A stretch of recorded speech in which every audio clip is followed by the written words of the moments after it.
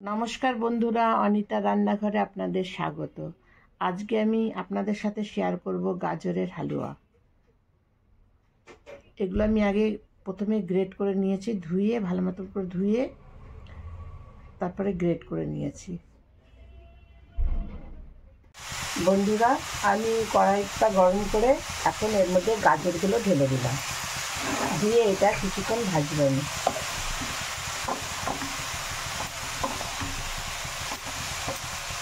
আমি চিনি ঢেলে দিচ্ছি।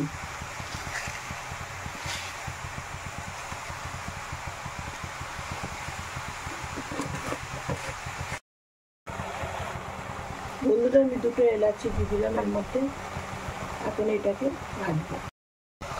বন্ধুরা, এখানে চিনি দেওয়ার সাথে সাথে এখান থেকে অনেক জল বেরাবে, আর এইটা এলাচি দেওয়ার জন্য এটার সেন্টটা ভালো হবে। এর মধ্যে আমি খোয়া দেবো আর কাজুও দেবো, কাজু বাদাম দিলাম।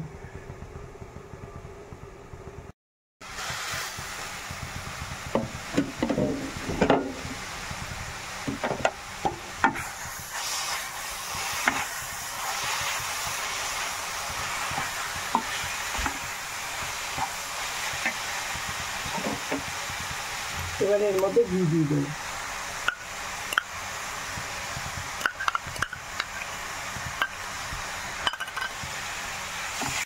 বন্ধুরা, এবার কাজু দিয়ে দিলাম এর মধ্যে। এর মধ্যে আমন্ডও দেবো, এর মধ্যে আমন্ড দিয়ে দিলাম। বন্ধুরা, আস্তে আস্তে করে দেখুন গাজরের কালারটাও চেঞ্জ হচ্ছে, আর 5 মিনিট হলেই হয়ে যাবে।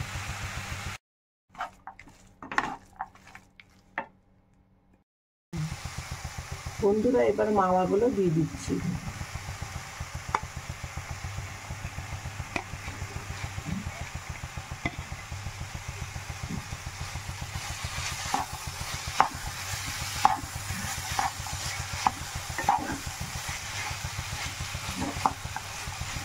দেখুন বন্ধুরা, কত সুন্দর হয়েছে দেখতে।